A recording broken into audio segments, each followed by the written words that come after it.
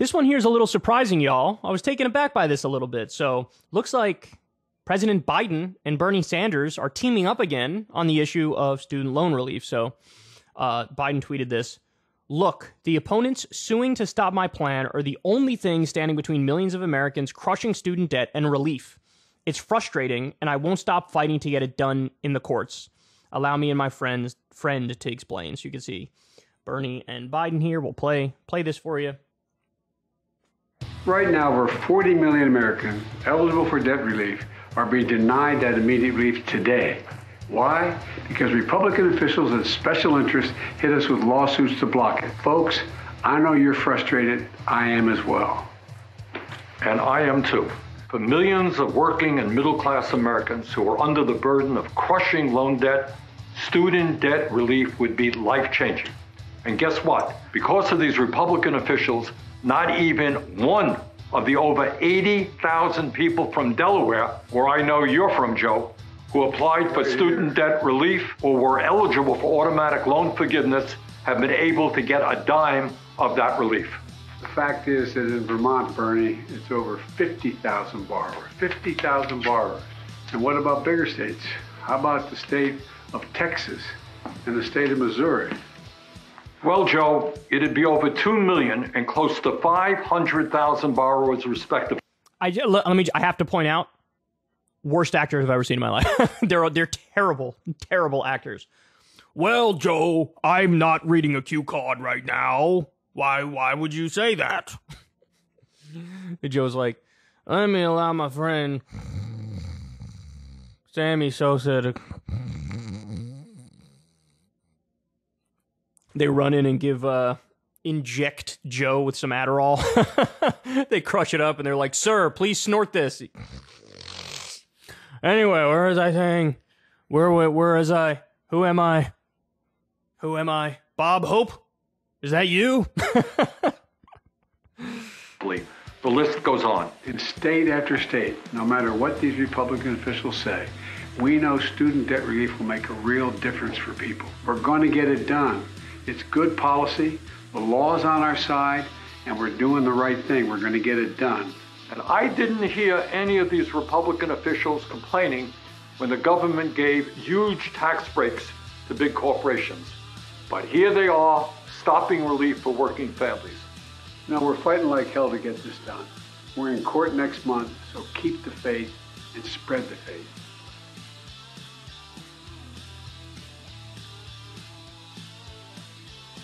Okay, so I think there we have it. So, look, you guys have seen the articles. When they lose a case, they're immediately appealing it. The only one they didn't appeal is the one where they thought they have zero legal hope, which is the privately held loans. They feel like they don't have the authority to get rid of those, which is a shame because those people are kind of getting screwed now, but they think they have a losing case on that one. But all the other ones, so about 40 million borrowers out of 43 or 44 million, they're fighting for it. They're fighting for it in the courts, and they think they have the winning legal argument. Now, look, at the time, I mean, everybody was a little taken aback, like, hey, why are you using this particular legal rationale in order to do it? Because for those of you who don't remember, it was like a COVID-related rationale. Hey, because of the COVID, people don't have the money, so we got to find a way to ease the burden, and that's why we're doing it this way. Now, the reason he did that is because Trump had done some minor student debt reduction using a COVID justification, and it held up. And so I think their thought process was this might actually be the safest way to do it because we know it just worked. Wrong. Turns out that's not the case. So, look, here's the most important part. If they win this case, great. Then the student loan debt gets through. Everybody's happy. If they lose the case, then we have a huge test of Biden, because my theory is I contend he could just turn around and say, oh, okay, so that rationale didn't work legally for me to get it done. Well, here's a new one. We're going to do this under the 1965 Higher Education Act, which, by the way, I think is the most straightforward way to do it. I mean, under that law, the Secretary of Education, they can determine, hey, we could just wipe the debt slate clean if we want. They hold about 90% of federal student loan debt. So if they want to wipe out that 90%, they can. They can. And it's really unambiguous in the law. So it's a real test of Joe. If he really is a fighter and if he really wants to get this done, he could just turn around after they slap it down with this rationale and he goes, I'll just do it under this rationale. And then say again, look, I dare you to stop me. And they might try, but that one, it's too straightforward, man. I mean, it's right there in plain language. Like, we would have such an authoritarian court system at that point that it might seriously be time to start talking about getting rid of judicial review. If they actually were to overrule Biden doing that, I mean, it would just be out of this world. And we've talked about it before too. Shout out to Tom Hartman for bringing this to my attention. But there's a provision of the Constitution on what's called court stripping. Now, I know that sounds sexy, but it's not exactly sexy. The idea is there's certain things, Congress can do certain things, and then say in the legislation, hey, the courts are not allowed to strike this down. So you have like this one weird trick that allows you to circumvent judicial review, and they never use it. Nobody ever uses it. But it's like, hey, maybe it's time to start using it because the Supreme Court slaps down anything that's positive, anything that's good. And so look, if Joe loses these court cases and then he doesn't try to redo the student loan debt reduction, I mean, file him under the category of biggest cuck in American political history.